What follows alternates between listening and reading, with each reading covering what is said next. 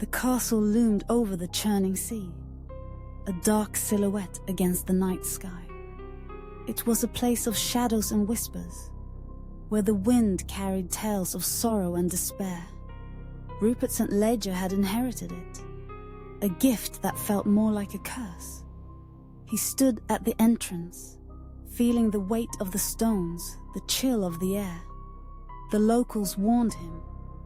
They spoke of the Lady of the Shroud, a ghost who roamed the cliffs. But Rupert scoffed at such stories. He was a man of reason, not superstition. The first night was still.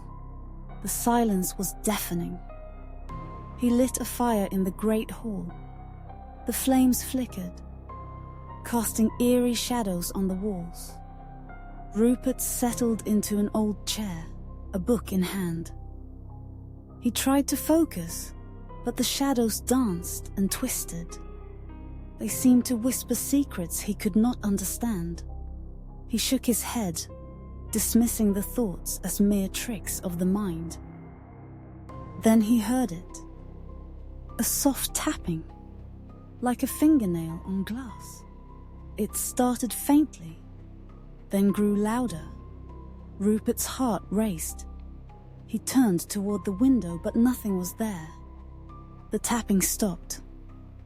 He exhaled, relieved. But then it returned, more insistent. It felt as if something was trying to get in.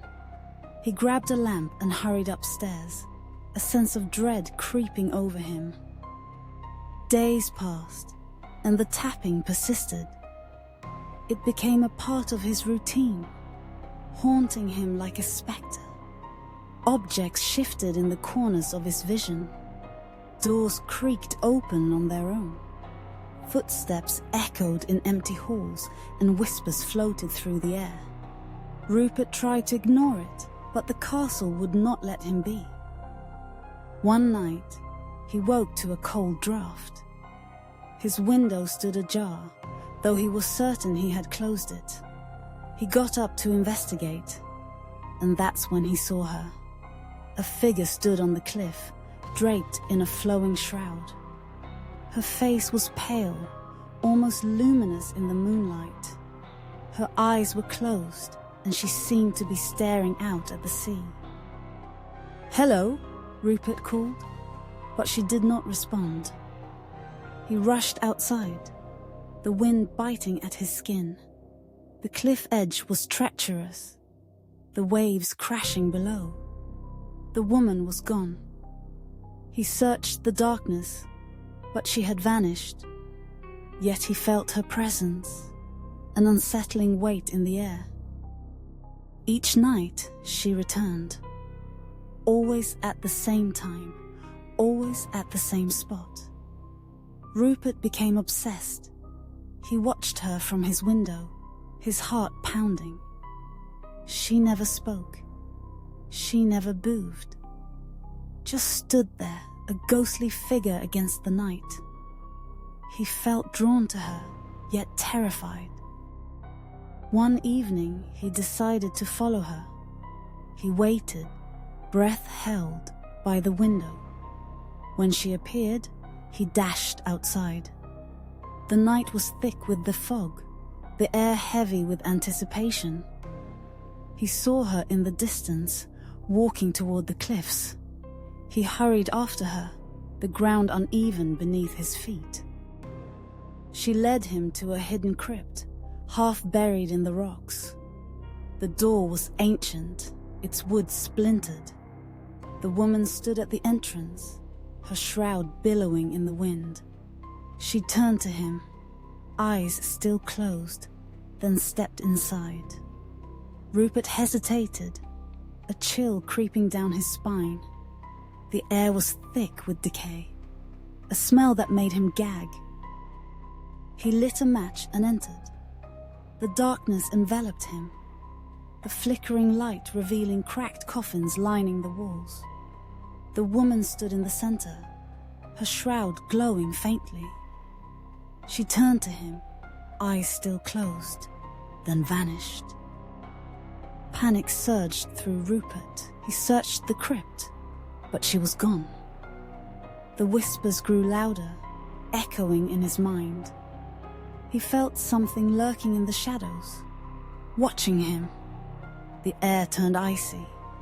He stumbled upon a coffin, its lid ajar. Curiosity overcame fear as he pushed it open. Inside lay a woman, wrapped in a shroud. Her face was pale, lifeless, identical to the one who haunted his nights. Rupert recoiled, breath quickening. The whispers intensified, swirling around him like a storm. He felt a dark presence, waiting for him. The woman haunted him more than ever. She invaded his dreams, her voice soft and pleading. "Help me," she whispered. "You must break the curse." Each night, he found himself drawn to the crypt. He uncovered old texts, their pages brittle and yellowed. They spoke of a woman buried alive, a curse that bound her to the castle, to the sea. One night, she appeared in his room. Her eyes were open, dark and endless. "You must set me free," she said, her voice echoing in his mind. Rupert felt a surge of determination. He would help her. He had to. The crypt awaited him, the air thick with tension. The whispers grew louder, drowning out his thoughts.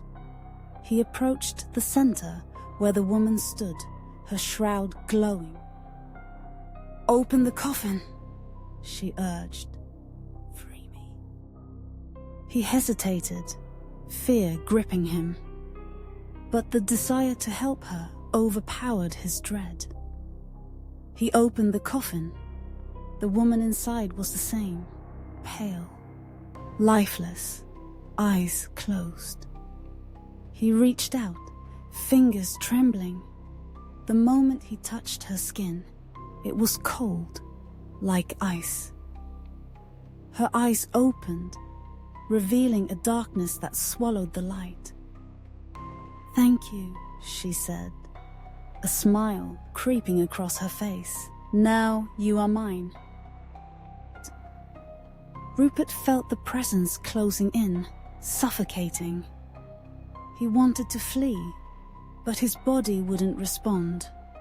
The woman stepped from the coffin, her shroud swirling around her. She reached for him, fingers cold and lifeless. "You belong to me now," she said, her voice melodic yet terrifying. "Forever."